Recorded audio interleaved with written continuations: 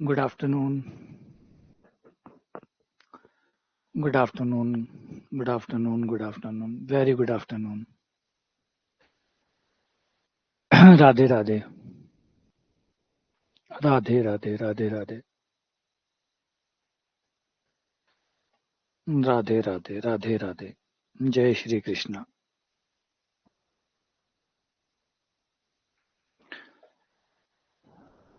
Good afternoon. Good afternoon. Radhe Radhe.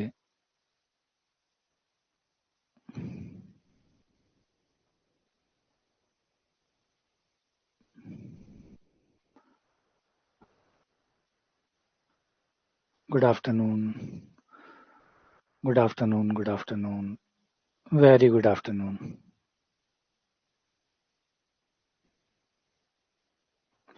बोलो. शुरू करते हैं. आज हम पढ़ने वाले हैं बेसिक ट्रिग्नोमेट्री. बेसिक ट्रिग्नोमेट्री या मूलभूत त्रिकोणमिति या आधारभूत त्रिकोणमिति.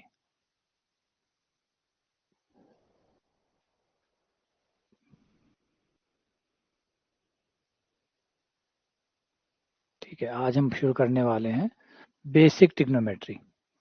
तो पहले शुरू करते हैं बेसिक ट्रिग्नोमेट्री का मतलब क्या होता है. देखिए, ट्रिग्नोमेट्री जो है उसे हम दो भागों में बांटते हैं. एक ट्रिग्नोमेट्री होती है जो आप लोग 9th और 10th में पढ़ते हैं. जो आपके 9वीं और 10वीं का जो सिलेबस होता है उसको हम बेसिक ट्रिग्नोमेट्री कहते हैं. वैसे ये क्लासिफिकेशन सही नहीं है कि 9वीं 10वीं को आप बेसिक कहते हैं, क्योंकि 9वीं 10वीं भी अलग अलग है. अलग अलग जगहों की 9वीं 10वीं अलग अलग है. एनसीईआरटी के हिसाब से 9वीं 10वीं की ट्रिग्नोमेट्री अलग होती है. किसी और स्टेट बोर्ड में कुछ अलग हो सकता है.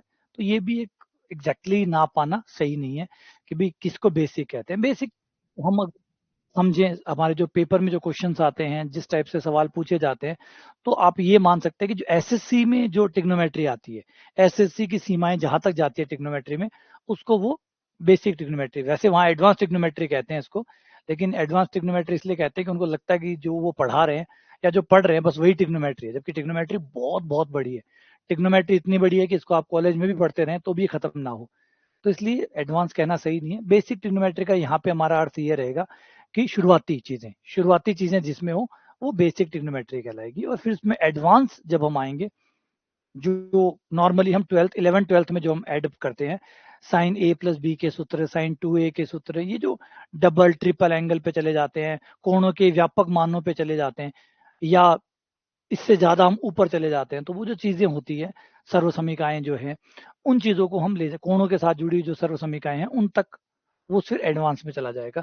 यहाँ बेसिक में हमारा होगा कि त्रिकोणमिति हमें दे दे, हमें कोणों के मान निकालने, हम कोणों के मान निकाल सकें और कोणों के मान से जुड़े हुए सवाल है वो निकाल सकें. भुजा और कोण दी गई है तो अन्य भुजा को हम निकाल सकें, ऊंचाई निकाल सकें, है ना, मीनार की किसी ऊंचाई निकाल सकें. सर्व समीकाएं जो बेसिक सर्व समीकाएं हैं कि sign square theta plus cos square theta बराबर 1, तो इससे जुड़े हुए जो सवाल है, इससे जुड़ी जो समस्याएं हैं या कोण पे आधारित जो समस्याएं हैं, उनको हम सॉल्व कर सकें, इसी का नाम हम बेसिक ट्रिग्नोमेट्री रखेंगे. तो हम पहले तय कर लेंगे सिलेबस में अभी जो जो हम पढ़ने वाले हैं. तो मोटा मोटी यूं समझिएगा, नॉर्मल तरीके से तो आप मान सकते हैं कि जो 10वीं क्लास में है, जो 10th क्लास में आपकी है, वो बेसिक ट्रिग्नोमेट्री जो भी 10th क्लास के सिलेबस के है अकॉर्डिंग.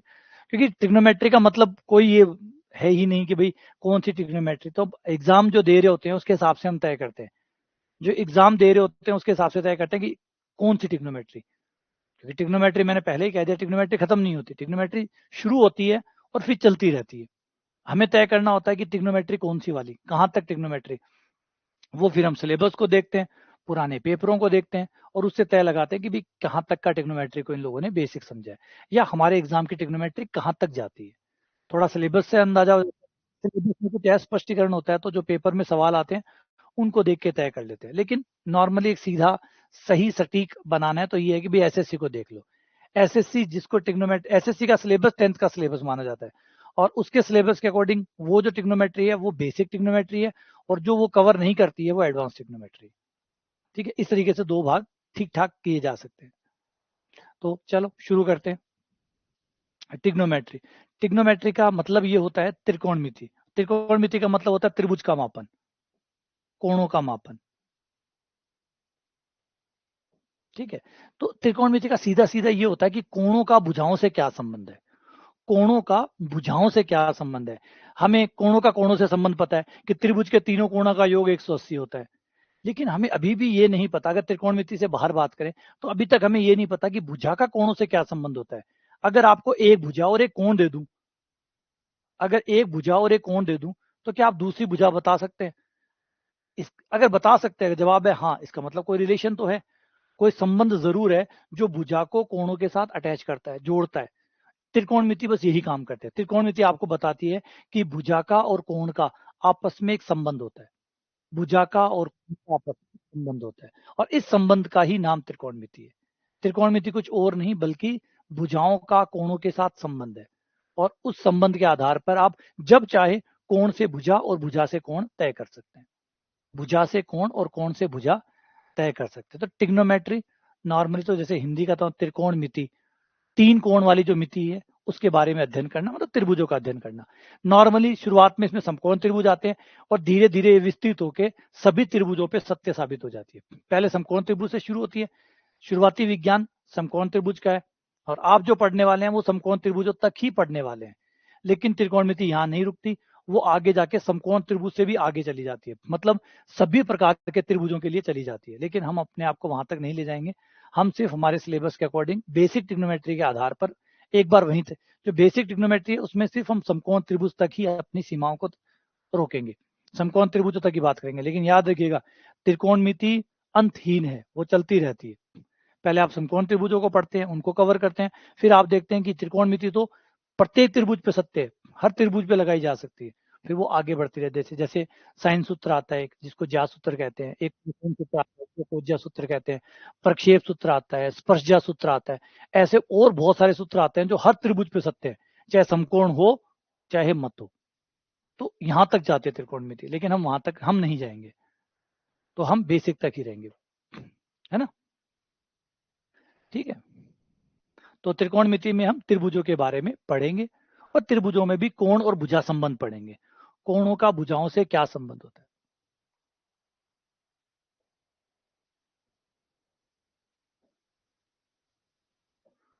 एंगल का साइड से क्या रिलेशन होता है, कोण भुजा संबंध, बस त्रिकोणमिति का सारा खेल यही है कि कोण का भुजा से क्या संबंध होता है, वही हमें समझाती रहती है। तो सारी बुनियादी जो थ्योरी है वो होती है समकोण त्रिभुज के ऊपर। त्रिकोणमिति का मतलब समकोण त्रिभुज होता है, शुरुआती त्रिकोणमिति जो है उसका अर्थ समकोण त्रिभुज से जुड़ा होता है। समकोण त्रिभुज है तो पाइथागोरस प्रमेय, है ना, पाइथागोरस प्रमेय है, समकोण त्रिभुज मतलब पाइथागोरस प्रमेय, और पाइथागोरस प्रमेय ही आगे बढ़ती बढ़ती त्रिकोणमिति के नए नए रूप देने लग जाती है। ये सारा खेल शुरू होता है त्रिभुज, और त्रिभुज में खास तौर पे समकोण त्रिभुज से। समकोण त्रिभुज की पहली बात तो यही है कि यही एकमात्र त्रिभुज है जिसकी भुजाओं के नाम होते हैं। बाकी आप किसी भी त्रिभुज को देखिए उसकी भुजाओं के नाम नहीं होते, सिर्फ समकोण त्रिभुज ही एकमात्र त्रिभुज है जिसकी भुजाओं के नाम है। सबसे बड़ी भुजा का नाम कर्ण है ना। देखिए त्रिभुज और भी होते हैं, ऐसा नहीं कि समको समद्विबाहु त्रिभुज भी होता है, समबाहु त्रिभुज भी होता है, विषम बाहु त्रिभुज भी होता है, न्यून कोण त्रिभुज भी होता है, अधिक कोण त्रिभुज भी होता है। कौन से त्रिभुज में भुजाओं को आप नाम देते हैं? सिर्फ और सिर्फ समकोण त्रिभुज में ही भुजाओं के पास अपने नाम होते हैं। कर्ण सबसे बड़ी भुजा, तिरछी भुजा कर्ण। और जो आप कोण, जो भी कोण आप लेते हैं, कोण चाहे यहां लो चाहे कहां लो, क्योंकि एक कोण तो फिक्स हो गया 90 डिग्री, कर्ण के सामने तो 90 डिग्री होता ही है, कर्ण के सामने तो 90 डिग्री का कोण होता ही है, या 90 डिग्री के सामने कर्ण होता है या कर्ण के सामने 90 डिग्री होता है। तो 90 डिग्री और कर्ण एक दूसरे से जुड़ गए, 90 डिग्री के सामने कर्ण, कर्ण के सामने 90 डिग्री, डन। ये तो है। अब बच गए दो कोण और। ये जो दो कोण होते हैं, इन दो कोणों में से हम जो भी कोण लेते हैं, इन दोनों कोणों में से हम जो भी कोण लेते हैं उसके आधार पर लंब और आधार तय होते हैं। कोण जो भी लोगे उससे लंब और आधार तय होंगे। अगर आपने ये वाला कोण लिया, ध्यान रखिएगा यहाँ पे, अगर आपने कोण ये लिया, अगर ये कोण लेते हो, कोण के सामने की भुजा लंब कहलाती है। तो इसका मतलब अगर मैंने कोण चेंज कर दिया तो मेरा लंब भी चेंज हो जाएगा। कोण के सामने की भुजा लंब, और तीसरी भुजा अपने आप ही बेस यानी आधार। कर्ण फिक्स होता है, कर्ण चेंज नहीं होता। 90 डिग्री का कोण जहां पे भी बनता है उसके सामने कर्ण होता है। लेकिन लंब और आधार इस बात से तय होंगे कि आप कोण कौन सा ले रहे हैं। जो भी कोण लेंगे उसके आधार पर कर्ण और लंब और आधार चेंज होंगे। कोण लेने पे डिपेंड करता है कि आप कोण कौन सा लेते हैं, ध्यान से। आप कोण कौन सा लेते हैं, इस कोण के आधार पे बची हुई दो भुजाओं के नाम तय होंगे। ये कर्ण है, ये फिक्स है, डन।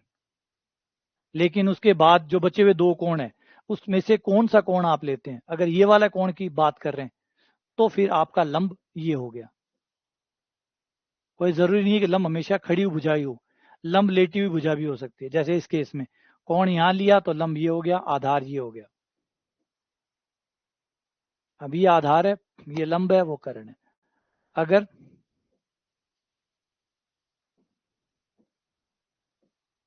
जो आपको फॉर्मूला शीट दी हुई है उसके अंदर ये सारे फॉर्मूले जो मैं पढ़ा रहा हूँ ये सारे उसमें हैं, आपको अलग से किसी की जरूरत नहीं है।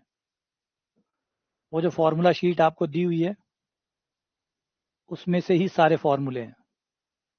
कारण अब कोण आप कौन सा लेते हैं। अगर ये कोण लेते हैं तो कोण के सामने लंब और तीसरी भुजा होगी आधार। या फिर कई लोग इसको ऐसे भी याद रखते हैं कि कोण हमेशा, कोण सदैव, कोण जब भी होता है कोण हमेशा कर्ण और आधार के बीच में होता है। तो एक तो कर्ण पक्का ही है, दूसरा आधार हो जाएगा, तीसरी भुजा लंब हो जाएगी। अपने अपने तरीके हैं याद करने के।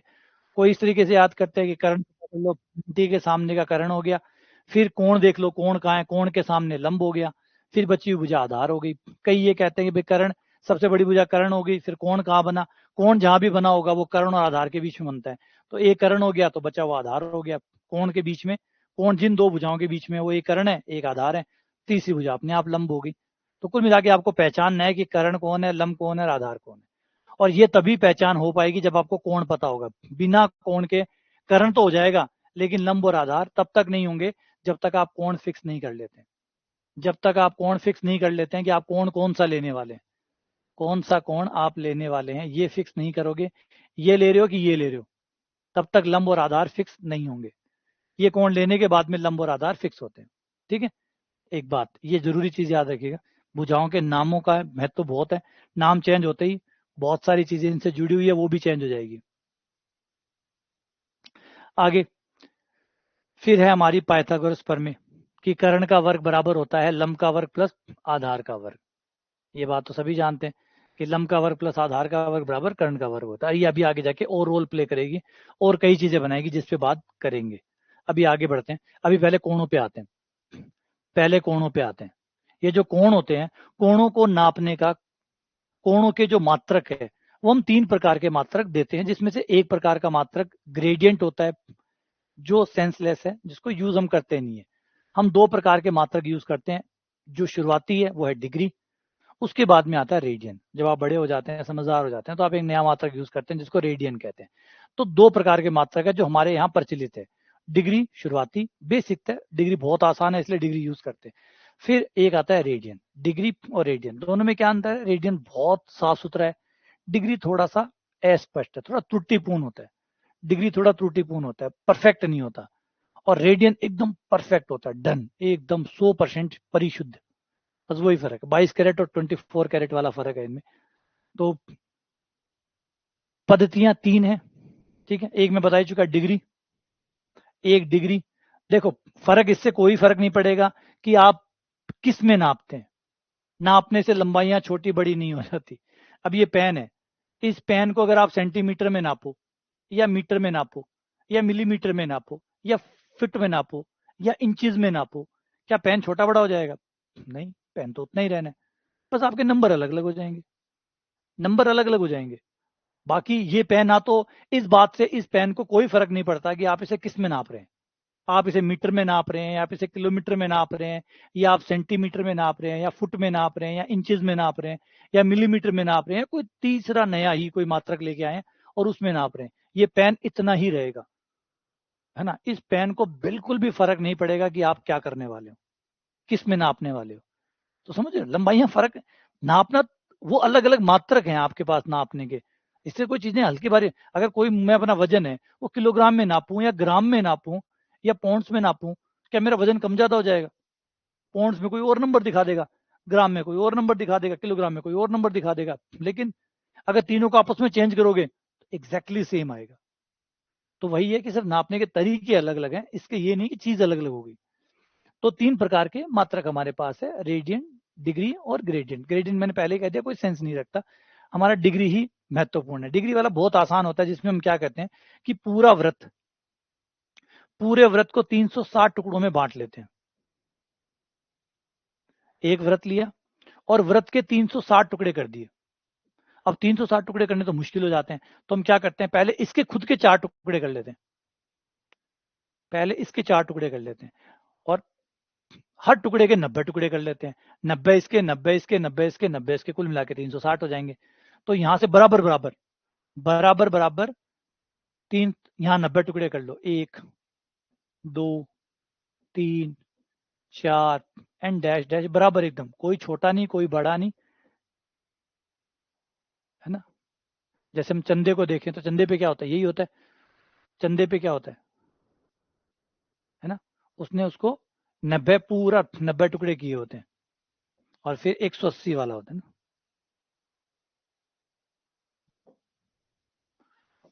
ये देखो, इसने क्या किया, इसने यही किया हुआ है, 90 टुकड़े किए हुए। देखो यहां से लेकर अगर हम यहां तक आए तो इसने 90 पूरे 90 टुकड़े कर दिए इसके, फिर 90 टुकड़े इधर हो गए, ऐसे ही नीचे 90, फिर और 90, तो कुल मिलाकर ये कितने टुकड़े कर देता है, पूरे सर्कल के 360 टुकड़े कर देता है। 360 टुकड़े कर देता है, 0 से 90, 90 से 180, 180 से 270, 270 से 360, तो टोटल पूरा सर्कल को बराबर बराबर बराबर बराबर 360 टुकड़ों में बांटा है। एक टुकड़ा 1 डिग्री कहलाता है। जब आप पूरे 360 कैंची लेके बैठे हो और 360 टुकड़े कर रहे हो, तो जो एक टुकड़ा बनेगा वो 1 डिग्री कहलाएगा।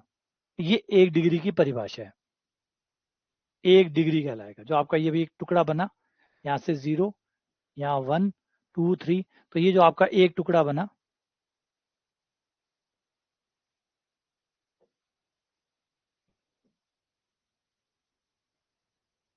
ये जैसे ये हुआ, ये हो गया 1 डिग्री, फिर ये एक और 1 डिग्री, फिर 1 डिग्री, फिर 1 डिग्री। इस तरीके से 1 डिग्री, एक टुकड़े को 1 डिग्री कहते हैं। वो अब जितना घूमेगा उतना 1 डिग्री 1 डिग्री आप जोड़ सकते हो कि टोटल कितना होगा। ठीक है, ये टोटल हो गया 360, हर एक टुकड़े का 1 डिग्री हो गया। अब हमने क्या किया कि डिग्री को भी और छोटे टुकड़ों में बांट दिया, जैसे मीटर को सेंटीमीटर में बांट दिया, इस तरह से टुकड़ों में और बांट दिया। तो जो 1 डिग्री होता है, कई बार 1 डिग्री भी बड़ा होता है। और मान लो हमने कोण जो है वो ना 3 का बनाना है ना 4 का बनाना है, 3 और 4 के बीच का कोण बनाना है। ये 3 डिग्री और 4 डिग्री के बीच का कोण बनाना है, तो हमें 3 और 4 के बीच वाले जो कोण है उसके भी टुकड़े करने पड़ेंगे। तो 1 डिग्री को आगे हमने 60 मिनट में डिवाइड कर दिया, 1 डिग्री के 60 टुकड़े कर लिए। जो 1 डिग्री होता है, मान लो ये कोण है और ये 1 डिग्री है, इस 1 डिग्री को भी हमने 60 बराबर टुकड़ों में बांट लिया, ऐसे ऐसे, और उसे 1 मिनट कहते हैं। अब हम क्या करेंगे, जहां तक डिग्री में नाप सकता है वहां तक डिग्री में नाप लेंगे। जैसे ये 3, ये 4, तो 3 डिग्री हो गया। 3 डिग्री होने के बाद में फिर बीच में है, जैसे हम नापते हैं ना 3.4, तो 3 तो पूरा हो गया, फिर 0.1 0.2 0.3, तो वैसे ही इसमें होगा। ये 3 हो गया, फिर 1 मिनट 2 मिनट 3 मिनट 4 मिनट, फिर वो नाप लेते हैं। तो इतना डिग्री इतना मिनट। अब मान ले कई बार कोण क्या होता है, कई बार कोण और छोटा होता है, मतलब 2 मिनट के बीच में आ गया, तो हमने 1 डिग्री के 60 मिनट बना दिए, छोटे छोटे 60 टुकड़े कर दिए।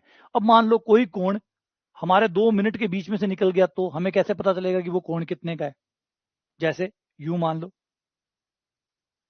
ये आपका 3 है, 3 डिग्री, ये 4 डिग्री, और ये आपके minute, 1 minute 2 minute 3 minute 4 minute 5 minute. अब मान लो आपका जो कोण है वो इसके बीच में से निकल गया ऐसे, मतलब 2 मिनट और 3 मिनट के बीच में से आ गया। अब आप 2 मिनट भी नहीं बोल सकते क्योंकि 2 मिनट से बड़ा है, 3 मिनट भी नहीं बोल सकते 3 मिनट से छोटा है। आ जाता ना कि बीच में फंस जाए मामला, कई बार मामला बीच में फंस गया, 2 और 3 के बीच में फंस गया, ना तो वो 2 मिनट है कि 2 मिनट से ऊपर है और 3 मिनट से नीचे। जैसे घड़ी को देखो आप, घड़ी में भी कई बार फंस जाता ना मामला, वैसे फंस जाए तो क्या करें। अब ये हो गया 3 तो डिग्री हो गया, 2 मिनट हो गया। अब 2 मिनट बोले या 3 मिनट बोले, क्योंकि ना तो 2 है ना 3 है, 2 और 3 के बीच में। अब क्या करें, तो फिर ये जो 1 मिनट है इसको भी और टुकड़े बांट लो। फिर 1 मिनट को बना दिया 60 सेकंड में। ये जो मिनट है, मिनट को भी 60 टुकड़े कर दिए, 1 मिनट के भी 60 टुकड़े कर दिए, उनको सेकंड कहते हैं। अब सेकंडों में नाप लो। तो जहां डिग्री में नापा जा सकता है वहां डिग्री में नाप लो। अब डिग्री के भी बीच में आ जाए तो मिनट में नाप लो, और मिनट के भी बीच में आ जाए तो सेकंडों में नाप लो। तो पहले डिग्री में नापो, फिर मिनट में नापो, फिर सेकंड में नापो। इससे पूरा कोण पता चल जाएगा कि सही कोण कितने का है।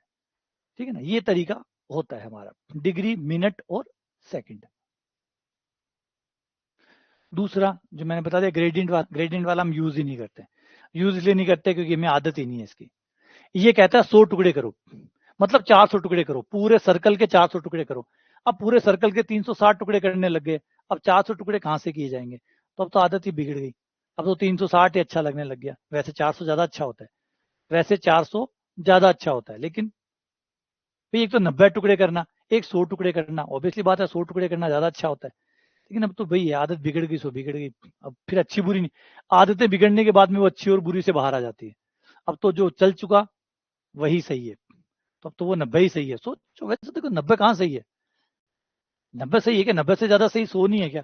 100 ज्यादा सही है, लेकिन प्रचलन में क्या आ गया? 90। अब 90 चल पड़ा तो अब 90 ही सही है।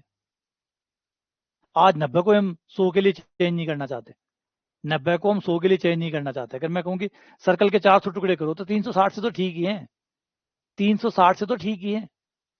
360 टुकड़े उससे 400 टुकड़े, 400 टुकड़े करूंगा तो बड़े आराम से समझ में आएगा 100 टुकड़े करने। तो 100 कितना अच्छा है।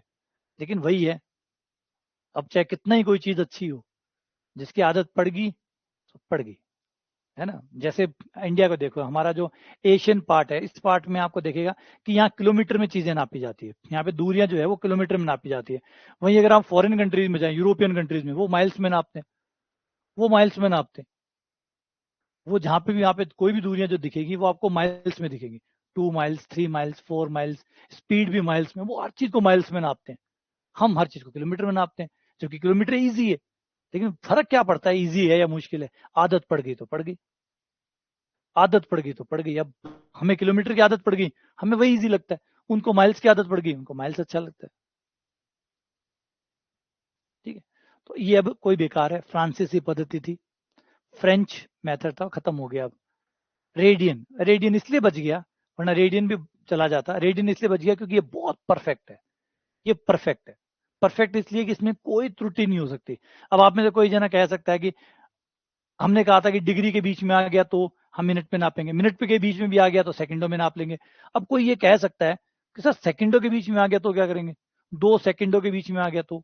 बिल्कुल आ सकता है, बिल्कुल संभव है। तो उस केस में क्या करेंगे? उसको इसमें कोण तो पूरा पूरा नहीं नपा ना, त्रुटिपूर्ण जो भी नपा वो एरर था, उसमें गलती थी, त्रुटि रहेगी।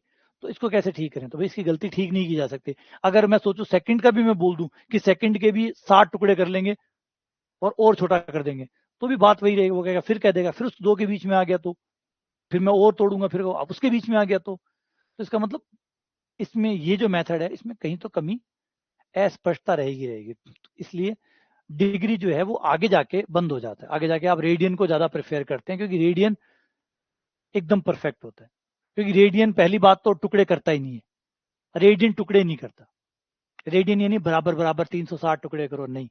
रेडियन का काम है पूरा सर्कल लो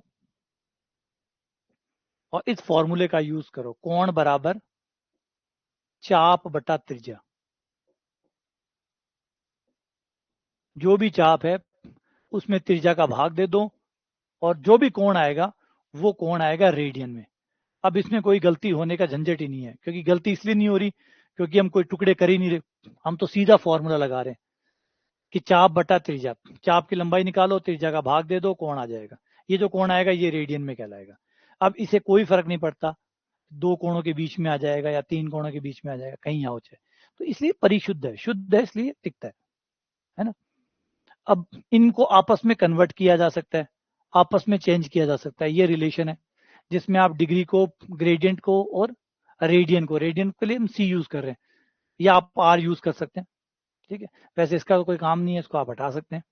हम डिग्री को ले लेते हैं। जब भी आपको डिग्री को चेंज करना हो, डी फॉर डिग्री, आप डिग्री का मान रख देना तो आर निकल जाएगा, आर का मान रख देना तो डिग्री निकल जाएगा।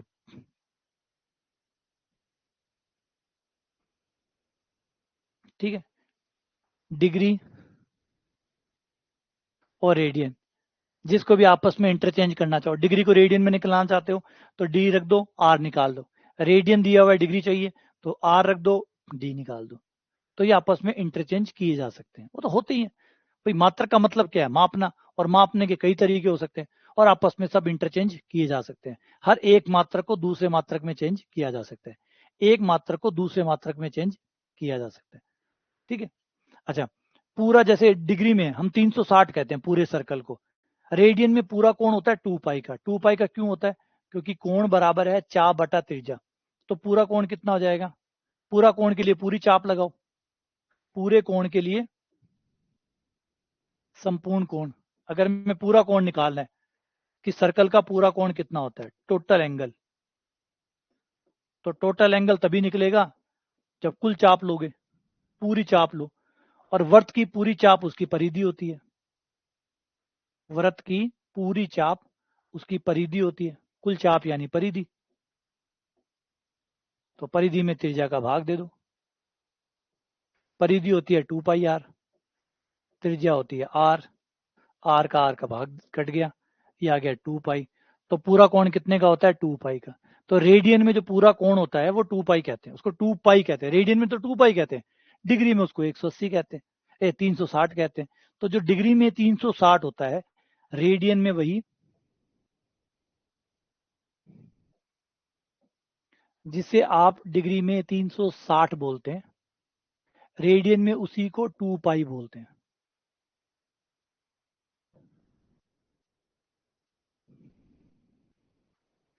ठीक है ना। अब ये नंबरों पे कंफ्यूज मत होना, ये 2 पाई ये हमेशा होता है, हर चीज में होता है ये। डॉलर और रुपीज को देख लीजिए, जैसे रुपीज में आप 80 बोलते हैं, मान लीजिए, मुझे नहीं पता आज क्या चल रहा है, जिसे रुपीज में आप 80 रुपए कहते हैं उसे डॉलर में एक कहते हैं।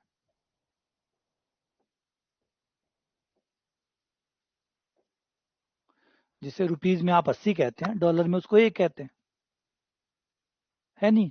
वो तो होते ही है, हर चीज का आपस में रिलेशन होता है, एक चीज का दूसरी चीज होता है, वो जरूरी नहीं वही नंबर हो। अब ये नहीं है कि जो एक रुपीज है वो डॉलर भी एक हो, तो वो तो फिर डॉलर और रुपीज में अंतर ही क्या रहा, तो वही रुपीज हो गया, वही डॉलर हो गया। अंतर है तभी तो दो अलग अलग चीजें है ना, एक रुपीज है एक डॉलर है, कुछ तो फर्क होगा दोनों में, करेंसीज में फर्क तो होगा ही होगा, कोई छोटी होगी कोई बड़ी होगी। तो सही बात है, अगर दोनों मात्रक सेम हो जाते, मैं कहता 1 डिग्री बराबर 1 रेडियन है, तो फिर रेडियन बनाई क्यों रहे हो, डिग्री में ही काम चला लो, दोनों में कोई अंतर ही नहीं है, तो फिर हमारी करेंसी काम ले लो। अगर रुपया और डॉलर एक ही है तो या तो हम डॉलर यूज करने लग जाए, या वो डिग्री यूज करने, वो रुपया यूज करने लगे, मात्र फर्क तो कुछ है ही नहीं, फर्क है तभी तो अलग अलग यूज हो रहे हैं। ठीक है, क्लियर है ये? तो 2 पाई हो गया, आप यहाँ से चाहें तो 2 काट सकते हैं, पाई का मान आपके पास आ जाएगा 180 डिग्री। कोण को डिग्री में बोलना है तो 180 बोलेंगे, रेडियन में बोलना है तो पाई बोलेंगे, डिपेंड करता है कहाँ कौन सा यूज करना है, कहाँ कौन सा यूज करना है। अगर पूछूं कि अर्धवृत्त का आधा वृत्त कितना कोण बनाता है, तो आधा वृत्त बनाता है 180, डिग्री में पूछा जाए तो 180, रेडियन में पूछा जाए तो पाई, रेडियन में पूछा जाए तो पाई।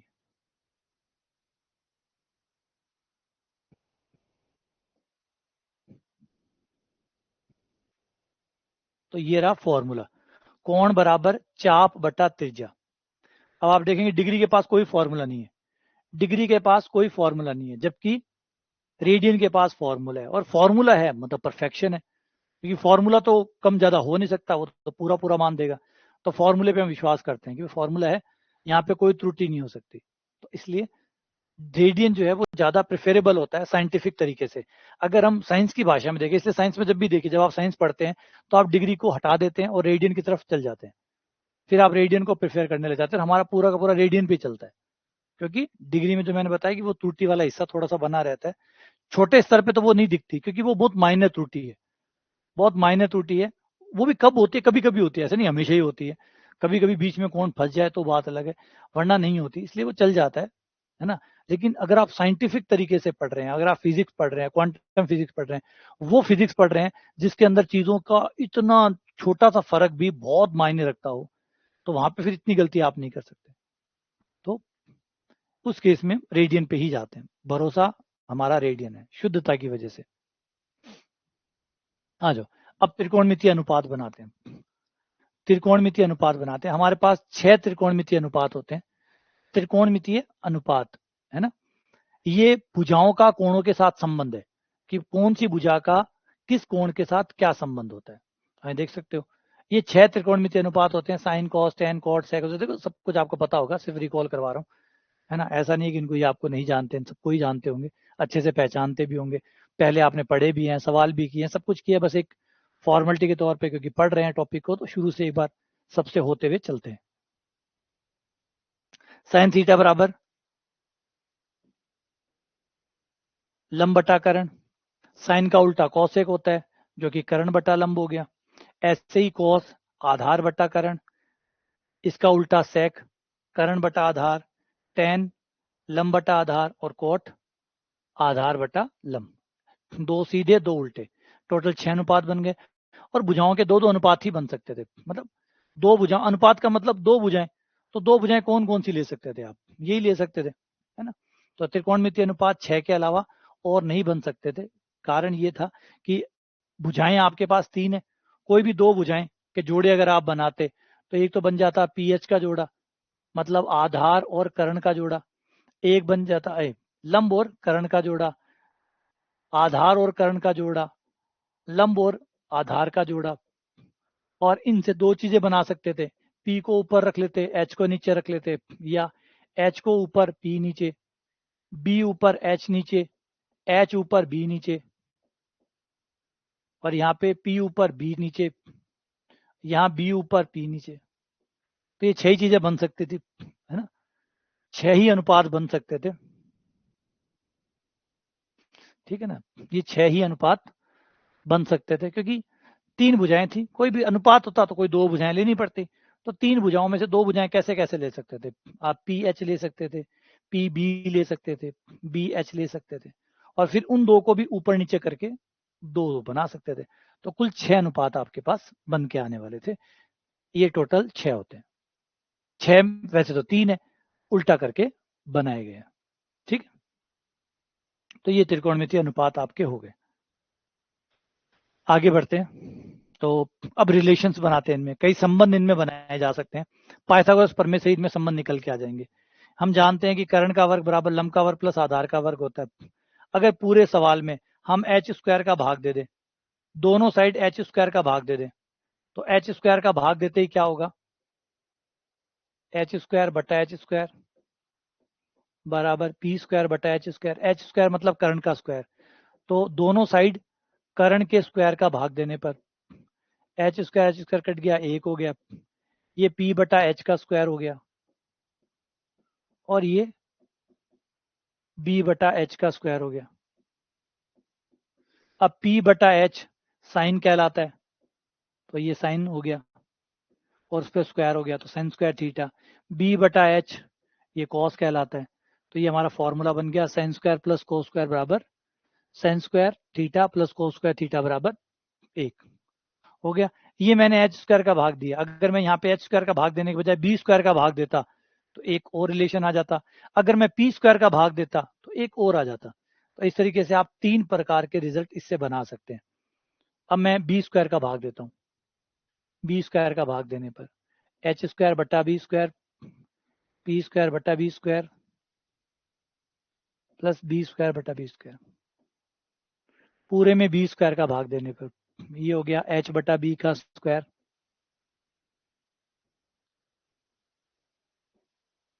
पी बटा बी का स्क्वायर, ये एक आ गया एच बटा बी, यानी कर्ण बटा आधार, कर्ण बटा आधार सेक बन गया, ये हो गया सेक स्क्वायर थीटा, ये हो गया टेन स्क्वायर थीटा प्लस एक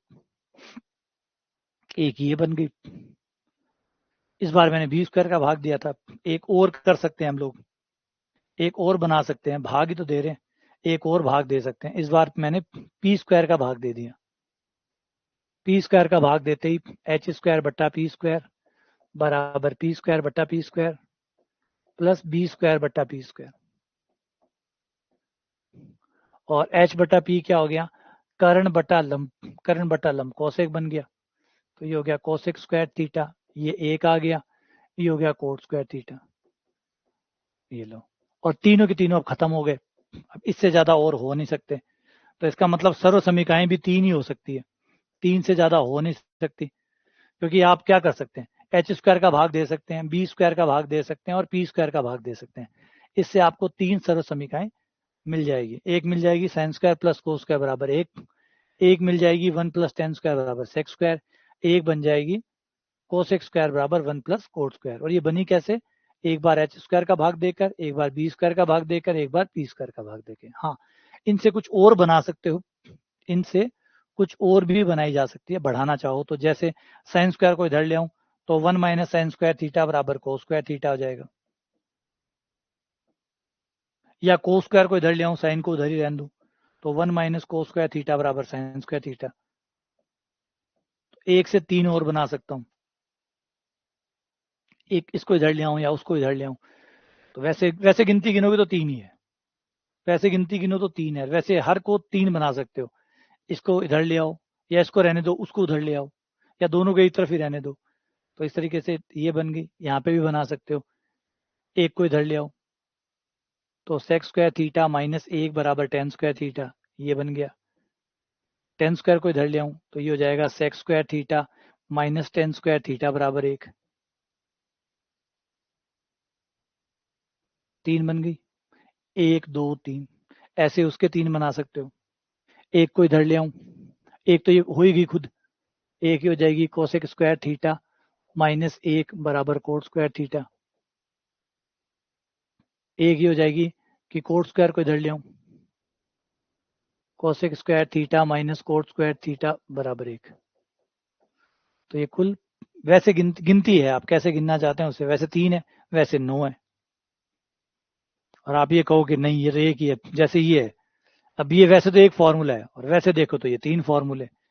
पी स्क्वायर को यहाँ ले आओ तो ये H square minus P square बराबर बी स्क्वायर, बी स्क्वायर को यहाँ ले आऊं तो H square minus B square बराबर पी स्क्वायर।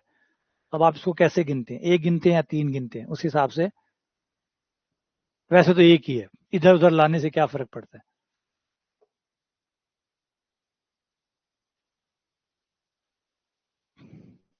ठीक है, ये आपके पार्ट हो गए।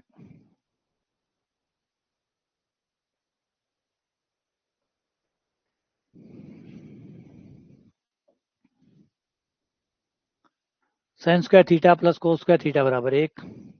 ये तो वो सारे वापस फॉर्मूले हो गए, ये तो आप जान ही गए। अब थोड़ा सा बात कर लेते हैं त्रिकोणमिति के अनुपातों की। इनका महत्व क्या है, ऐसा क्या है इनके पास? इनके पास बड़ी जबरदस्त चीज है, एक बड़ी सर्वशक्ति इनके पास है। हम क्यों त्रिकोणमिति अनुपात पे इतना फोकस कर रहे हैं? त्रिकोणमिति अनुपात का महत्व क्या है ना? थोड़ा सा इनके महत्व समझ लेते हैं ताकि चीजें पढ़ने में अच्छी लगेगी। इनका महत्व, इंपॉर्टेंस ऑफ ट्रिग्नोमेट्री रेशियो, इनका क्या महत्व है? एक बहुत गजब चीज ये है कि जो त्रिकोणमिति अनुपात है, जो त्रिकोणमिति अनुपात है, जैसे साइन 30 है, साइन 30 जो है वो किससे, साइन किससे बना है? साइन बना है आपके लंब और कर्ण से। जब भी मैं कहता हूं साइन थीटा, तो साइन थीटा पी बटा एच यानी लंब बटा कर्ण से बना है।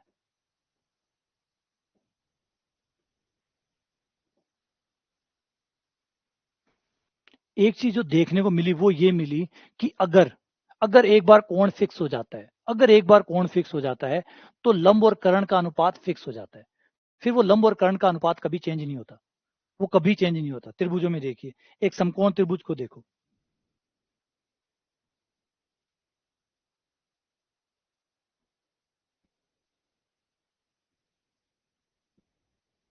ये समकोण त्रिभुज है, ये इसका लंब है शुरुआत में, मैं कोण यहां ले रहा हूं और ये आधार हो गया शुरुआत में। अभी ये लंब है, ये आधार है, ये कर्ण है। ठीक है, अब अगर मान लो ये त्रिभुज आगे बढ़ता है, इसकी भुजाएं आगे बढ़ती है,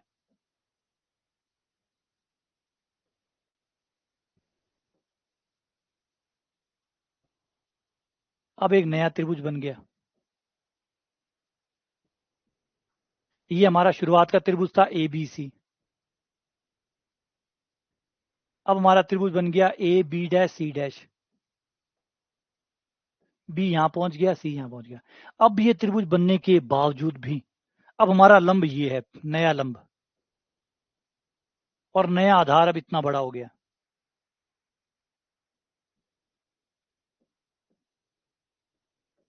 और नया कर्ण ये हो गया। और अगर त्रिभुज और बड़ा हो जाता, अगर त्रिभुज और बड़ा हो जाता तो लंब और आधार कर्ण नए और बन जाते, और बड़ा कर दो और बड़े बन जाएंगे। ये सब कुछ होने के बावजूद एक चीज है इसके अंदर जो कांस्टेंट है, जो नहीं बदली। आप इस त्रिभुज को बड़ा करते जाइए, जितना चाहे बड़ा कर दीजिए, लेकिन एक सरप्राइजिंग चीज ये है कि इसमें अभी भी लंब बदल चुका है, आधार बदल चुका है, कर्ण बदल चुका है। देखो, पहले कर्ण इतना था अब इतना है, पहले लंब इतना था अब इतना है, पहले आधार इतना था अब इतना है। यानी आधार पहले वाला नहीं रहा, कर्ण पहले वाला नहीं रहा, लंब पहले वाला नहीं रहा, तीनों चीजें बदली है, लेकिन उसके बावजूद भी एक चीज अभी भी नहीं बदली, वो है इनका अनुपात। वो है इनका अनुपात। पहले जो लंब और आधार का अनुपात था, पहले वाली जो पुरानी वाली भुजाएं हैं उनका अनुपात, और अभी जो नई भुजाएं आए हैं, नए लंब और नए आधार नए कर्ण आए हैं, इनका अनुपात वही है, ये नहीं बदला, ये नहीं बदला, ये अभी भी वही है जो पहले था। पुराने वाले टाइम पे जब भी जो भी आपका लंब और आधार था उसका अनुपात निकाल लो, और अब ये जो नए लंब और आधार हैं इनका अनुपात निकाल लो, ये बराबर है। लंब और कर्ण का निकालो, चाहे ये कोई नहीं, इन दो का निकालो, लंब और कर्ण का निकालो, लंब और कर्ण का और इस नए वाले लंब और कर्ण का वही आएगा। इस पुराने वाले लंब और आधार का या पुराने वाले आधार और कर्ण का नए वाले आधार और कर्ण का, लंबाएं भुजाएं बदली है, भुजाएं छोटी बड़ी हुई होंगी, लेकिन जो नहीं बदला होगा वो है अनुपात। अनुपात पहले भी वही था, वो भी वही है। ये कोई बड़ा विज्ञान नहीं है, ये सीधी सीधी परमें है जो कहती है दो त्रिभुज अगर समरूप होते हैं तो उनकी भुजाएं समान अनुपाती होती है। तो अगर आप देखें तो त्रिभुज ए बी सी, त्रिभुज ए बी सी समरूप है त्रिभुज A B dash C dash के। क्यों समरूप है? क्योंकि ये कोण 90 है, ये कोण 90 है, ये कोण 90 है, ये कोण 90 है, ये कोण सेम हो गया दोनों में, ये कोण दोनों में है, तो तीसरा कोण अपने आप बराबर होगा। जब दो कोण बराबर हो गए तो तीसरा कोण अपने आप बराबर होगा। ये कोण 90 90 है इसलिए बराबर हो गए, ये कोण सेम है क्योंकि ये छोटे वाले में भी है और बड़े वाले में भी है, इसलिए बराबर हो गया। तीसरा कोण, जब दो कोण बराबर हो गए तो तीसरे को बराबर होना ही पड़ेगा, तो ये त्रिभुज क्या हो गए? समरूप हो गए। और जब दो त्रिभुज समरूप होते हैं तो उनकी भुजाओं का अनुपात समान रहता है। तो छोटे का आधार बड़े का आधार, छोटे वाले का आधार बट्टा बड़े वाले का आधार बराबर होगा पुराने वाला लंब बटा नए वाला लंब बराबर होगा पुराना कर्ण बटा नया कर्ण। तो ये क्या समझाता है? ये समझाता है भुजाएं छोटी बड़ी हो गई है, लेकिन अनुपात इनके अभी भी नहीं बदले हैं, अनुपात अभी भी सेम है, अनुपात अभी भी सेम है, अनुपात नहीं चेंज हुए हैं। यानी त्रिभुज तो बहुत सारे बन सकते हैं, ढेर सारे। ये देखो, अगर मैं इसको यहां तक नहीं लेके जाता, सिर्फ यहां पे रोक देता, तो ये भी एक त्रिभुज बन जाता, B double dash C double dash. और मैं इसको और आगे ले जाता और बन जाता एक त्रिभुज, B triple dash C triple dash. लेकिन बड़ी बात यह है कि इस त्रिभुज को मैं जितना चाहे बड़ा कर लूं, जितना चाहे छोटा कर लूं, चाहे मैं छोटा भी कर सकता हूं। ये मैंने इसको छोटा कर लिया, इसका नाम है B dash dash dash dash 4 बार डैश, सी 4 बार डैश। नाम कम पड़ रहे थे इसलिए। ये छोटा त्रिभुज। अब इसमें कोई छोटा हो या मोटा हो, या बड़ा हो या बहुत बड़ा हो, या बहुत बहुत बड़ा हो, कुछ भी हो, लेकिन अनुपात नहीं बदलेंगे। एक बार आ गए तो पत्थर की लकीर है, वो कभी चेंज नहीं होते। इसलिए अनुपातों को पढ़ो, क्योंकि वो चेंज नहीं होते। वो छोटे त्रिभुज बड़े त्रिभुज के नहीं होते, वो सबके एक ही होते। वो छोटे त्रिभुज बड़े त्रिभुज बहुत बड़े त्रिभुज बहुत छोटे त्रिभुज के नहीं होते, वो फिक्स होते हैं। तो इसका मतलब अनुपातों पे दाव खेलो, ये कभी चेंज नहीं होते, इसलिए हमने फिक्स पकड़ लिया कि अब अनुपातों को पढ़ेंगे।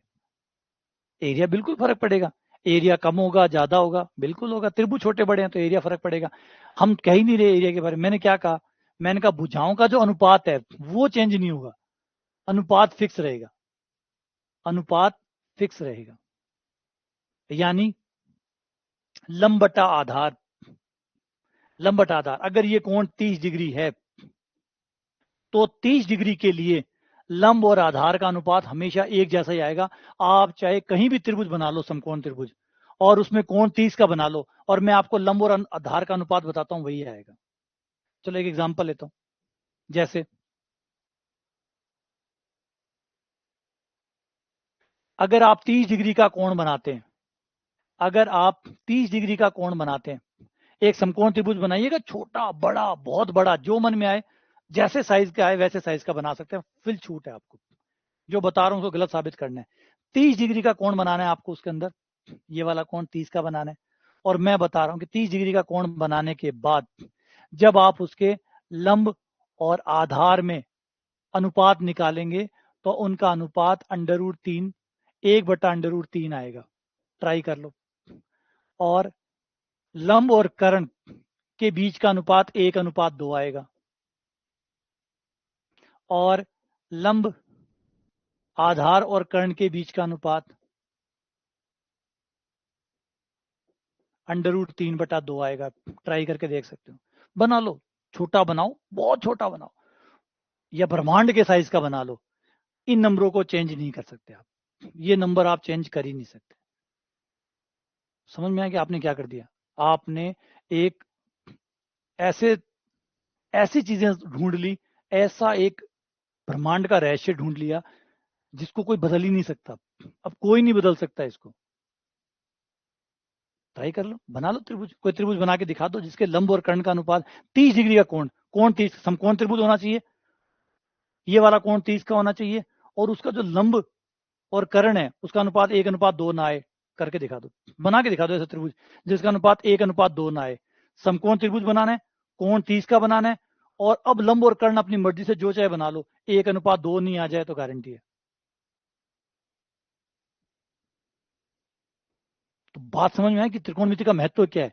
त्रिकोणमिति समकोण त्रिभुजों को पाबंद कर देती है पूरे तरीके से। अब वो हिल ही नहीं सकते, वो फिक्स हो गए, वो फिक्स हो गए। समझ रहे हैं? वो हिल ही नहीं सकता। अगर मैं कहूं कि ये पृथ्वी है, ये चंद्रमा है, और मान लो यहां सूर्य है,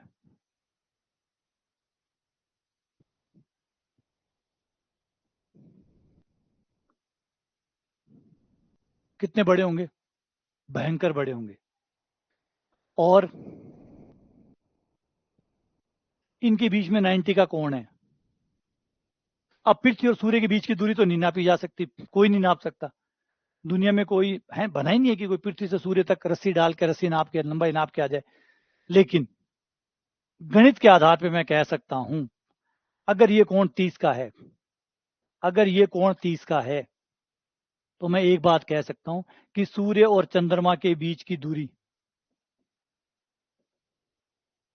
बटा पृथ्वी सूर्य की दूरी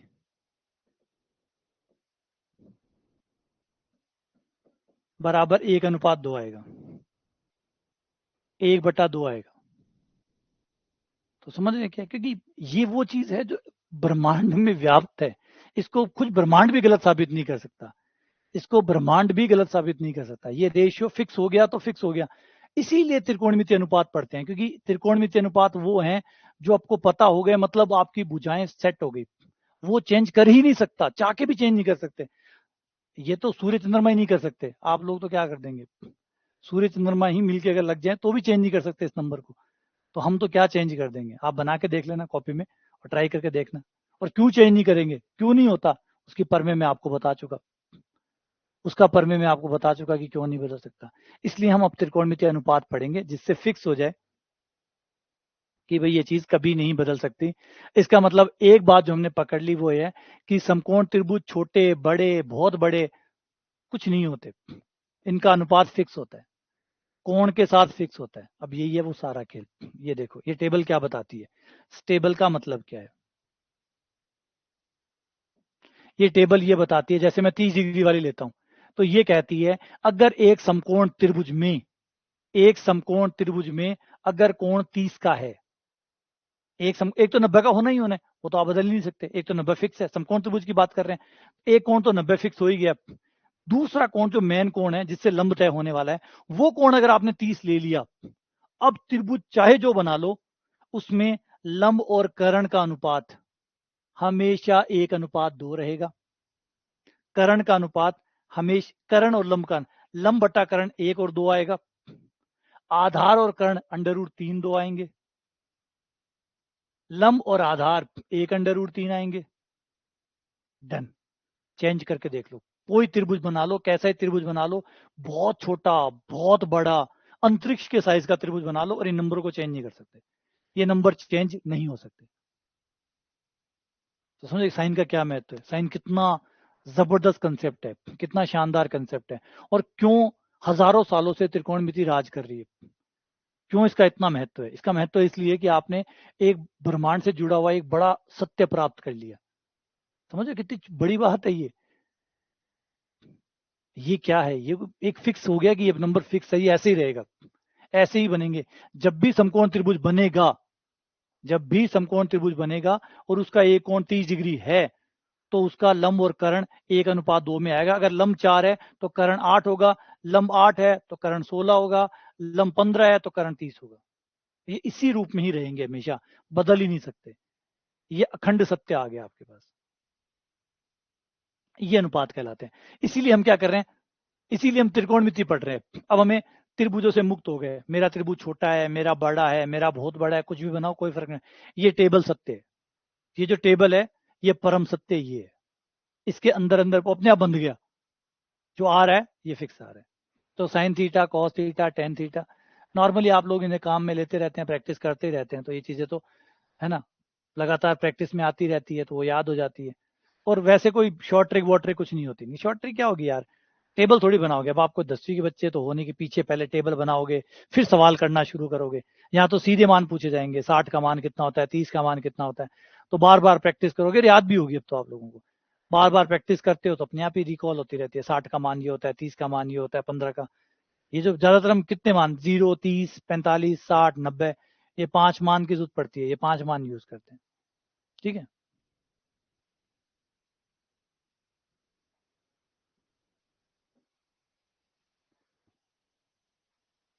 कोणों की दिशाएं, कोणों को एंटी क्लॉकवाइज लेते हैं तो प्लस कहते हैं, एंटी क्लॉकवाइज यानी घड़ी की विपरीत दिशा में, ये है एंटी क्लॉक। एंटी क्लॉक यानी घड़ी के विरुद्ध। एंटी क्लॉक को हम पॉजिटिव डायरेक्शन मानते हैं। वही अगर हम क्लॉकवाइज घुमाएं, अगर हमारे कोण को हम क्लॉकवाइज बनाते हैं घड़ी की दिशा में, जैसे घड़ी चलती है 3, 4, 5, तो इसे क्लॉकवाइज कहते हैं, घड़ी की दिशा। और घड़ी की दिशा में बने हुए कोण को नेगेटिव कोण कहा जाता है। यानी 30 डिग्री आप घड़ी की दिशा में बनाते हो तो उसको 30 ना कह के -30 कहेंगे, और घड़ी की विपरीत दिशा बनाते हैं तो उसको +30 बोलेंगे, तो -30 +30। ठीक है। तो आपके जो 4 क्वाड्रेंट होते हैं, इन 4 क्वाड्रेंट के अंदर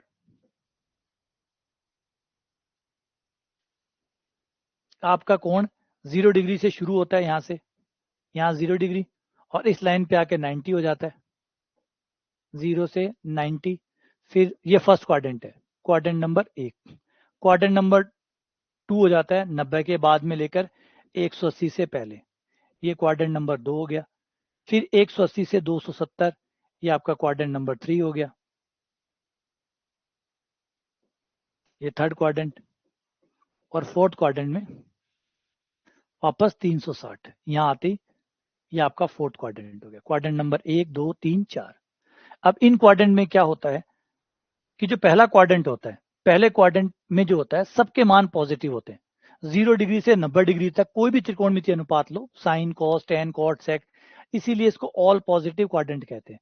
इस क्वाड्रेंट में सबके मान पॉजिटिव आते हैं, सबके मान पॉजिटिव आते हैं। क्या कहना चाहता हूं मैं कहना चाहता हूं चाहे साइन हो, कॉस हो, टेन हो, कोट हो, सेक हो, कोसेक हो, कोई भी हो, 6 में से कोई भी अनुपात हो, और अगर कोण फर्स्ट क्वाड्रेंट का है, फर्स्ट क्वाड्रेंट का मतलब 0 to 90 के बीच में, तो वो पॉजिटिव आंसर ही देगा, आंसर पॉजिटिव आएगा। जैसे साइन 30 का मान, साइन 60 का मान, साइन 70 का मान, कॉस 30 का मान, कॉस जो भी आप 0 से 90 के बीच का कोई भी कोण अपनी मर्जी से ले लो, कोई भी त्रिकोणमितीय अनुपात ले लो, sine cos tan cot sec cosec, sine cos tan cot sec और प्लस 0 से 90 के बीच का कोण, तो उसका जो भी आंसर आएगा, जो भी उसका मान होगा, वो जो भी अनुपात आएगा वो पॉजिटिव आएगा, ऑल पॉजिटिव।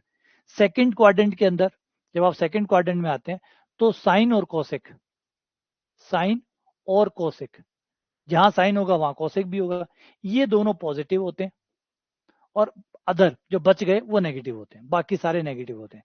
इसमें टेन और टेन का साथ वाला कोट, ये दो पॉजिटिव होते हैं, बाकी सब नेगेटिव। यहाँ पे कॉस और कॉस के साथ वाला सेक, ये पॉजिटिव होते हैं, बाकी चार नेगेटिव होते हैं। तो हर क्वाड्रेंट का एक तरीका है कि भाई हाँ कौन पॉजिटिव कौन नेगेटिव, इस तरीके से ये रहते हैं। First quadrant, second quadrant, first quadrant में सब पॉजिटिव होते हैं। ठीक है, क्यों होते हैं, किस लिए होते हैं, इस पे हम जाएंगे नहीं, क्योंकि बेसिक में ये नहीं आता, बेसिक में इन चीजों का जिक्र नहीं होता। बेसिक में बस वही है कि साइन का मान दिया होगा, कॉस का मान निकाल लो, कॉस दिया हुआ है साइन निकाल लो, यही सारा खेल चलेगा। आ जाओ एक सवाल कर लेते हैं जिससे कहानी समझ में आ जाएगी कि किस टाइप के सवाल हमारे पेपर के लिहाज से आते हैं। जैसे क्वेश्चन नंबर 1 पे आ जाओ। क्वेश्चन नंबर 1 पे आ जाओ। ये है, हमें साइन थीटा का मान दिया है कि साइन थीटा 9/41 है। साइन थीटा 9/41 है, कोण 0 से 90 के बीच का है, मतलब फर्स्ट क्वाड्रेंट का है। अब फर्स्ट क्वाड्रेंट का कोण है, यानी सब प्लस के होंगे। साइन प्लस का है, देखो 9/41 तो प्लस का है, तो बाकी सब भी प्लस के होंगे, बाकी सब भी प्लस के होंगे। अब हमें कोट का मान चाहिए। साइन जो होता है वो होता है हमारा लंब का और लंब बटा करण, तो ये जो अनुपात है ये लंब बटा करण है हमारे पास। साइन थीटा मतलब लंब बटा करण है। ठीक है, अगर हम इनसे अलग करें तो लंब बराबर हो जाएगा 9x, चाहे तो 9 भी कह सकते हो सरल भाषा में, लेकिन ठीक है, अनुपातों को अलग करो तो वैसे आदत होनी चाहिए, अच्छी आदत, कि लंब 9x हो गया, करण 41x हो गया। लंब 9x, करण 41x, वैसे 9 और 41 मानते हैं तो, लेकिन कोई नहीं, है ना। 9 अनुपातों को अलग करते हैं तो x से गुणा करके अलग करते हैं, क्योंकि ये कट पट के 9/41 आए होंगे, तो शायद कटने से पहले कुछ और रहे होंगे, तो मान लिया 9x रहे होंगे और 41x रहे होंगे। अब हम इसमें से निकाल लेते हैं हमारा आधार, पाइथागोरस प्रमेय लगा के आधार निकाल लेते हैं। पाइथागोरस ट्रिपलेट याद रखना, यहाँ पे काफी आसानी हो जाएगी। तो करण हमारा हो गया 41, x का स्क्वायर माइनस 9x का स्क्वायर। तो अगर हम देखें तो 41 गुणा 41 1681, 1681 x square minus 81 x square घटाया 1600 एक्स स्क्वायर, 1600 का 40x।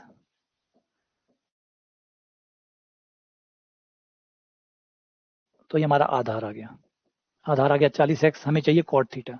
कॉट होता है आधार बटा लंब।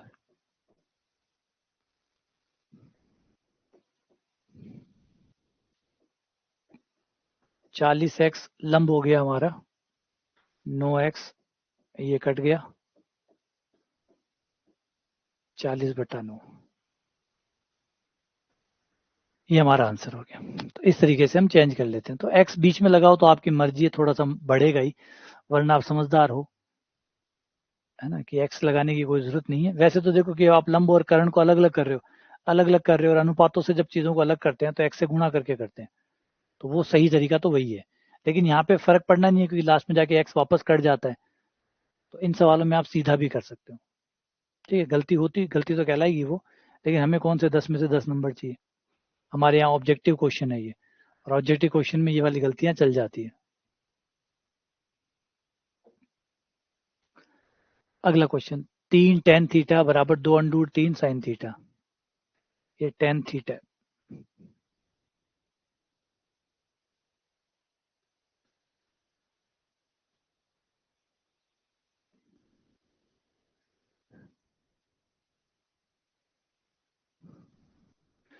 3 tan थीटा बराबर 3√2 sin थीटा है। कोण 0 से लेकर, अच्छा अभी 2 थीटा के सूत्र नहीं पढ़े अपन, ठीक है ठीक है, एक बार पहले इनके फॉर्मूले पढ़ लेते हैं फिर वापस आते हैं।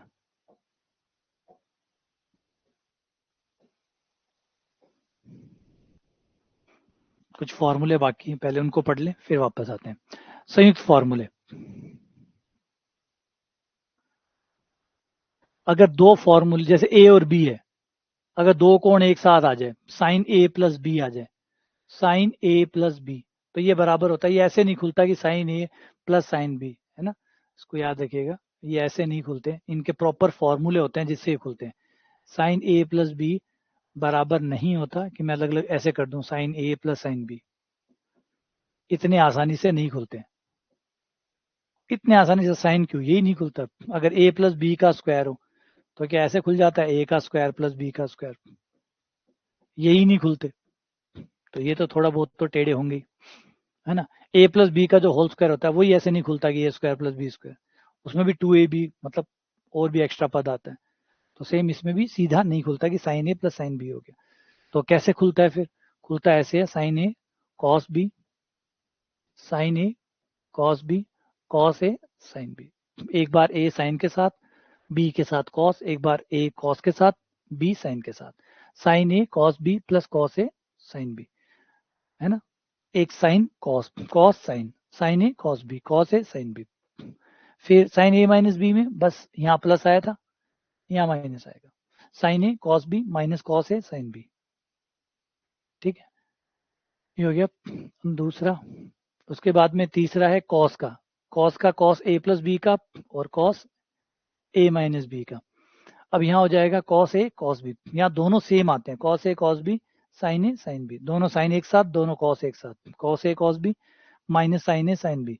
चिन्ह का थोड़ा ये रहता है, जब यहाँ प्लस आता है कॉस में तो यहाँ माइनस आता है, कॉस उल्टा चलता है चिन्ह के लिहाज से, और जब यहाँ माइनस आता है तो यहाँ प्लस आता है, cos A cos B plus sign A sine B, वहां प्लस है तो यहाँ माइनस है तो यहाँ प्लस, ठीक है। फिर ऐसे ही टेन के आ जाते हैं दो, टेन ए प्लस बी, टेन ए माइनस बी, इनका भी थोड़ा अलग रहता है, टेन ए प्लस बी तो टेन ए प्लस टेन बी, टेन ए प्लस टेन बी बटा वन माइनस टेन ए टेन बी, ऐसे इसका टेन ए माइनस टेन बी बटा वन प्लस टेन ए टेन बी, तो ये टेन के हो गए, तो दो साइन के हो गए प्लस माइनस, दो कॉस के हो गए प्लस माइनस, दो टेन के हो गए, ठीक है। ये संयुक्त सूत्र कहलाते हैं। संयुक्त कोण हो, अगर दो कोण एक साथ आए, चाहे वो जोड़ में आए चाहे वो माइनस में है, अगर दो कोण एक साथ आते हैं और बाहर साइन कॉस टेन में से कोई है तो उनको खोलते कैसे हैं, इस तरीके से। अब सेकार कोसेकार कोट का कोई सूत्र नहीं होता, वैसे कोट का होता है लेकिन हम ज्यादा याद रखते नहीं है, क्योंकि इन्हीं सूत्रों को हम उल्टा कर लेते हैं, इन्हीं को हम उल्टा कर लेते हैं। जैसे साइन का है, अगर बाई चांस हमसे कोसेक ए प्लस बी पूछा होता तो हम कोसेक को डायरेक्ट सूत्र नहीं बनाते, अगर कोसेक ए प्लस बी होता तो हम कोसेक को साइन में लिख लेते और फिर साइन का यही वाला सूत्र यूज कर लेते, है ना। कोसेक को एक बटा साइन ए प्लस बी लिख लेते और फिर साइन ए प्लस बी वाला जो सूत्र है वो उसमें अप्लाई कर देते। इसलिए इन जो बाकी जो तीन है जो उसके व्युत्क्रम होते हैं, साइन का कोसेक होता है, सेक कोस का सेक होता है, टेन का कोट होता है, तो इन तीनों के फॉर्मूले हम बनाते नहीं है, क्योंकि बिना फॉर्मूले से काम चल जाए, क्यों बिना मतलब में एक्स्ट्रा फॉर्मूले ऐड करें, बिना मतलब में एक्स्ट्रा फॉर्मूले ऐड करने का क्या फायदा। और कौशिक कार इनका फॉर्मूले भी अगर होंगे तो लंबे लंबे होंगे, तो याद करना बेकार है, तो इसलिए सिर्फ मैन पे वो, हाँ टेन की कोट वाला कभी कभी याद रखते हैं क्योंकि वो आसान है, कोट वाला आसान है तो हम जगह देते हैं कोट वाले को। देखो कोट का है, बाकी किसी का नहीं, ठीक है, अगर आसान है तो चलो फिर भी काम चला लेंगे, मुश्किल है तो फिर ठीक है साइन वाले से और कौशिक वाले से, कौशिक वाले में साइन वाला लगा देंगे और सेक वाले में कॉस वाला लगा देंगे उल्टा करके, ठीक है। तो ये कोट के हो गए, cot A plus B cot A, याद करने की जरूरत नहीं है, जैसे मैंने कहा टेन वाले से काम चला लेंगे हम। अब आ जाते हैं कुछ महत्वपूर्ण फॉर्मूले के ऊपर, जो दो बड़े इंपॉर्टेंट फॉर्मूले, एक ये है, कभी कभार इन पे सवाल बनता है, तब ये फॉर्मूले बहुत जरूरी है। एक है sign A plus B into sine A minus B, sign A plus B into sine A minus B बराबर होता है sign square A minus sine square B. अगर साइन के रूप में लिख रहे हो तो, कॉस के रूप में रख रहे हो तो बी पहले आ जाएगा, ए पीछे चला जाएगा, cos square B minus cos square A, sine square A minus sine square B अगर साइन में लिख रहे हो तो, और वैसे थोड़ा सा इसको याद ऐसे रख सकते हो, एक है ए प्लस बी, एक है ए माइनस बी। ए प्लस बी और ए माइनस बी होता है तो हम क्या करते हैं, ए स्क्वायर माइनस बी स्क्वायर, है ना। वैसे ये इस तरीके से याद करना सही नहीं है क्योंकि फिर गलतियां आगे बढ़ जाती है, लेकिन एक झलक रह सकती है इस तरीके से कि भाई एक साइन ए प्लस बी है, एक साइन ए माइनस बी है, तो ये बन गया sine square A minus sine square B. और कॉस वाले में बी आगे आ जाएगा, ए पीछे चला जाएगा, cos square B minus cos square A. ठीक है। ऐसे ही कोस वाले में भी देखोगे, cos A plus B, cos A minus B, इसमें एक कॉस आएगा और एक साइन आएगा, cos square A minus sine square B, या cos square B minus sine square A. ठीक है। अब तीन तीन के भी होते हैं, लेकिन तीन तीन के इतने उपयोगी है नहीं, तीन तीन के तो सवाल नए के बराबर ही है, तो हटा ही दो उसको, तीन तीन के याद करना तो। फॉर्मूले तो ऊपर भी होते हैं लेकिन चलेगा नहीं, ये तीन के, ये तीन के। अगर क्षमता है, हिम्मत है तो याद कर लेना, क्योंकि ये नॉर्मली 12th वाले जो सिलेबस होते हैं उनमें आते हैं। यहाँ तो इनका कोई मतलब, वहां पे भी यदा कदा ही आते हैं, लेकिन वहां थोड़ी फिर भी जगह है, यहाँ तो इनकी कोई जगह ही नहीं है। आगे, ये चार काम के फॉर्मूले, ये एलएचएस से आरएचएस, आरएचएस से एलएचएस काम आते हैं। इन फॉर्मूलों में खास बात है कि जोड़ और बाकी है, और आगे जाके चेंज हो गया गुणा।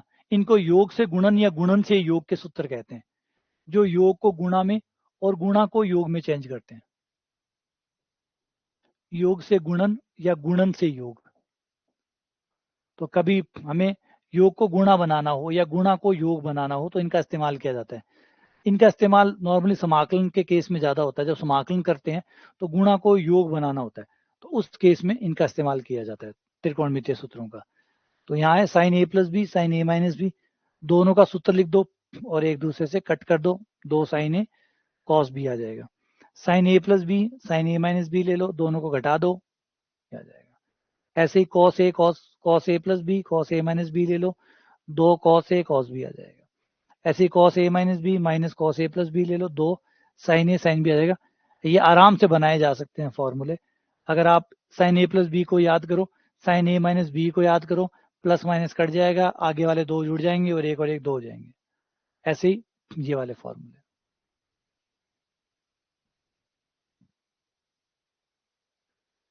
ये दो फॉर्मूले,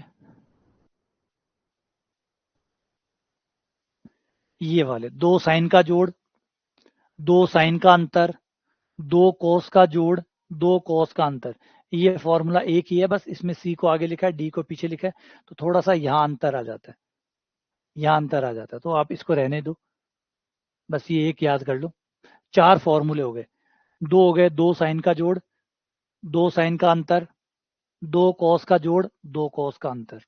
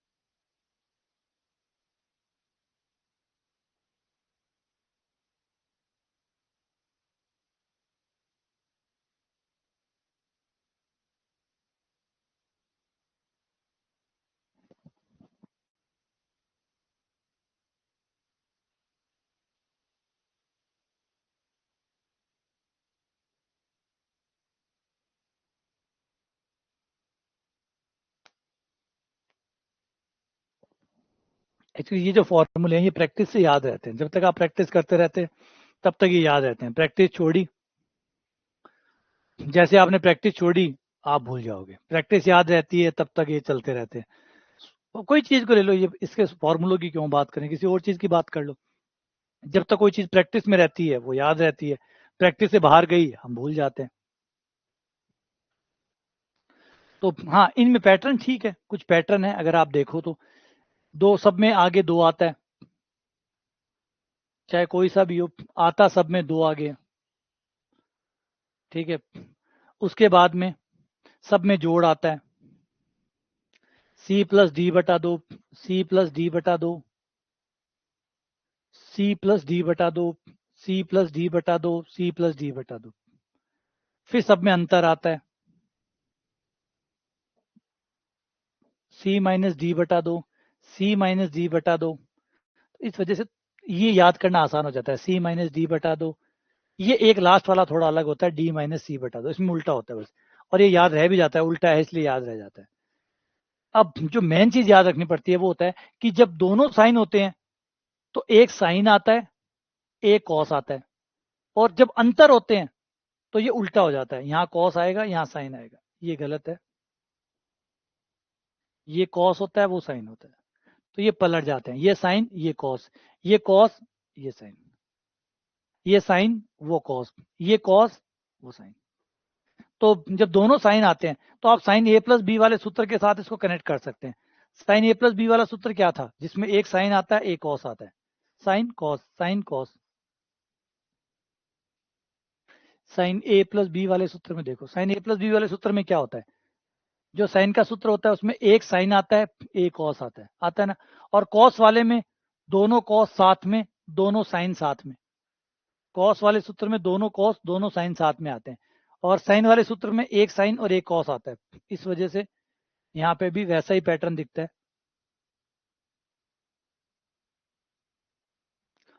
ये साइन ये कॉस, यहाँ कॉस आगे साइन पीछे। और कॉस वाले में या तो दोनों ही कॉस आएंगे, दोनों ही कॉस आएंगे, प्लस का होगा तो दोनों कॉस आएंगे, माइनस का होगा तो दोनों साइन आएंगे। तो साइन ए प्लस बी वाले सूत्र को याद कर लो,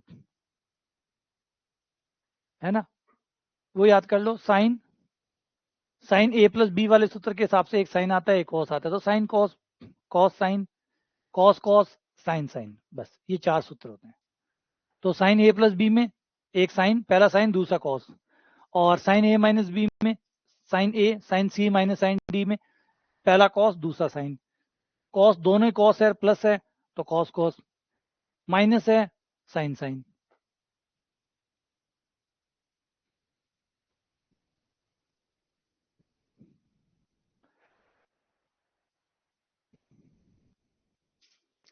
sign two A, two sine A cos A, sine two A का सूत्र, साइन टू ए बराबर होता है two sine A cos A, या टेन के पदों में लिखना चाहते हो तो टू टेन ए बटा one plus tan square A. Cos two A के cos square A minus sine square A, इसके तीन फॉर्मूले होते हैं, two cos square A minus एक, one minus two sine square A, और टेन के पदों में one minus tan square A बटा one plus tan square A. एक तो हो गया cos square A minus sine square A, एक हो गया two cos square A minus one, एक हो गया one minus two sine square A, और टेन के पदों में हो गया one minus tan square A बटा one plus tan square A. ऐसे ही टेन टू ए का फॉर्मूला टू टेन ए बटा वन माइनस टेन स्क्वायर ए। बनाना चाहो तो साइन ए प्लस बी वाले सूत्र में बी को भी ए कर दो, साइन ए प्लस बी वाला सूत्र, साइन ए प्लस बी वाला सूत्र था sign A cos B plus cos A sine B.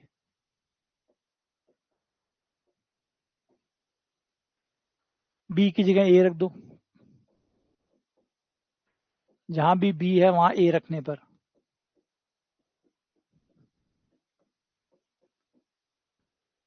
Sign ए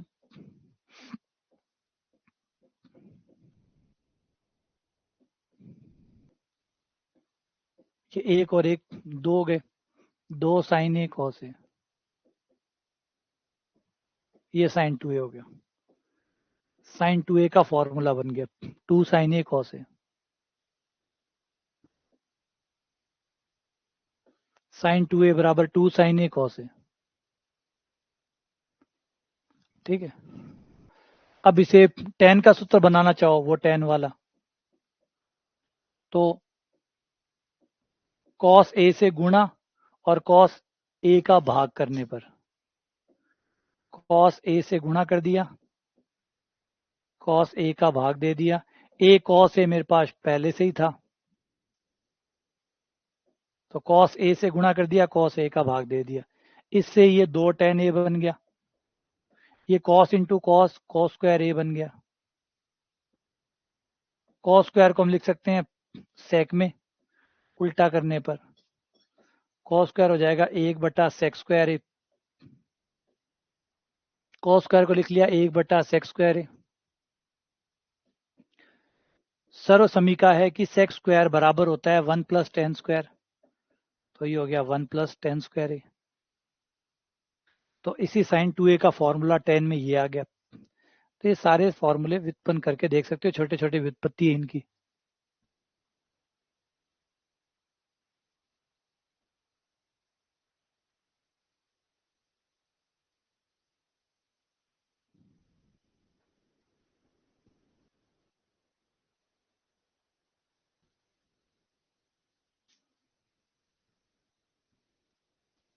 ठीक है, तो ये सबके डबल फॉर्मूले कहलाते हैं, sin 2a, cos 2a और tan 2a। प्रैक्टिस करोगे वैसे वैसे सारे याद होते जाएंगे। सीधे डायरेक्ट याद करने का तो कोई तरीका है नहीं। अभी मान भी है, कई अलग अलग मान है, कई बार इन मानों की जरूरत पड़ती है हमारी। टेबल में तो जो टेबल है उसमें तो 5 ही मान आते हैं। टेबल में तो 5 ही मान आते हैं। 0 डिग्री का आता है, 30 डिग्री का आता है, 45 डिग्री का आता है ना, 60 डिग्री का आता है और 90 डिग्री का आता है। यही मान आते हैं। लेकिन इसके अलावा भी कई मान से जुड़े हुए सवाल आ जाते हैं, जैसे 15 डिग्री, 75 डिग्री, 15, 75, 105, 18 डिग्री, ये भी कई कोण है, इनके मान भी आते हैं। कभी कभी सवाल पूछ लेता है, तो थोड़े बहुत मान, जैसे sin 75 का मान, cos 75 का मान, tan 75 का मान। sin 75 का मान वही होता है जो cos 15 का भी होता है। cos 75 का sin 15 का, tan 75 का cos 15 का, tan 15 cot 75, tan 18 cos 72। अभी याद मत करना, जैसे जैसे जरूरत पड़ती जाएगी हम याद करते जाएंगे। अभी तो ये मान लिखे हुए हैं केवल, बाकी सवाल करेंगे उसकी जो डिमांड आएगी उसके हिसाब से फॉर्मूले, उसके हिसाब से कुछ मान याद कर लेंगे, कुछ निकाल भी लेंगे। ऐसा नहीं कि सीधे ही रटने पड़ेंगे। जैसे sin 75 है, sin 75 का मान आप निकाल भी सकते हैं, कोई ज़रूरी नहीं है कि याद करके रखो। sin 75 का मान अगर निकालना है तो sin a + b के सूत्र से निकल जाएगा। sin 75, sin 75 यानी sin 45 + 30, 45 degree + 30 degree. sin a + b का सूत्र लगा दो, तो sin a यानी 45 degree, sin a cos b plus cos a sin b plus cos a sin b, sin a cos b plus cos a sin b। sin 45 का मान 1/√2, cos 30 का मान √3/2, cos 45 का मान 1/√2, sin 30 का मान 1/2। लघुत्तम आ गया 2√2, तो ये आ गया √3 + 1, तो वो मान हो गया √3 + 1/√2। तो इनको बनाए भी जा सकते हैं, छोटे छोटे हैं, कोई ज़्यादा मुश्किल नहीं है। लेकिन सारे अभी बनाने की जरूरत नहीं है, जैसे हमें जरूरत पड़ेगी हम बनाते जाएंगे। सवालों पे आने दो, सवालों में देखते हैं किसकी डिमांड आती है, बिना मतलब में बोझ क्यों बढ़ाएं। सवाल डिमांड करेंगे तो ये 36, 54 मान तो बहुत होते हैं, 18, 72, ये कई मान होते हैं, लेकिन जरूरत पड़ती नहीं है इनकी। ठीक है, चलो बस यहीं पे कंप्लीट करते हैं। सवाल करेंगे और फॉर्मूले अपने आप याद आते जाएंगे। हाँ, बाकी भी जैसे सवाल करेंगे तब चीजें जैसे जरूरत पड़ेगी ना, जरूरत के साथ रखेंगे। अभी बिना मत त्रिकोणमिति के फॉर्मूलों की कमी नहीं है, और भी बहुत है, और भी बहुत सारे हैं, लेकिन सारे क्यों याद करें। हमारा जो कंपटीशन है उसके अकॉर्डिंग याद रखें ना। कोई चीज खत्म नहीं होती है। जैसे जीके, जीके कभी खत्म होता है क्या? पढ़ते जाओ आप, चाहे कितना ही पढ़ लो, लेकिन फिर भी तो आप पढ़ते हो तो अपने आप को फिक्स रखते हो ना कि भाई मेरा कंपटीशन ये है, तो इसमें यहाँ तक पूछेगा। भाई तय करना पड़ता है, सीमाएं तय करनी पड़ती है, वरना कोई सीमाएं अंत थोड़ी है। पढ़ते जाओ, चाहे कुछ भी पढ़ते जाओ। तो वो जब जीके में ये सब कुछ है तो गणित में भी सब कुछ यही है। तो हम अपने आप को तय करते हैं भाई कहाँ तक हमारा एग्जाम जाएगा, और थोड़ा सिलेबस बांध देता है चीज़ों को, और थोड़ा पेपर बांध देता है। पेपर में देखते हैं कैसे कैसे सवाल चल रहे हैं, उसके आसपास हम हमारी प्रैक्टिस को रखते हैं। बस, ज़्यादा पढ़ना भी बेवकूफ़ी है तो कम पढ़ना भी बेवकूफ़ी है। ज़्यादा पढ़ने से भी तो समय बर्बाद है, तो कम पढ़ने से भी समय बर्बाद होगा। तो कुल मिला के दोनों से नुकसान है। तो सही एग्जाम में क्या पूछा जाता है हम उस तक ही सीमित रहेंगे। ठीक है, चलो मिलते हैं आप लोगों से।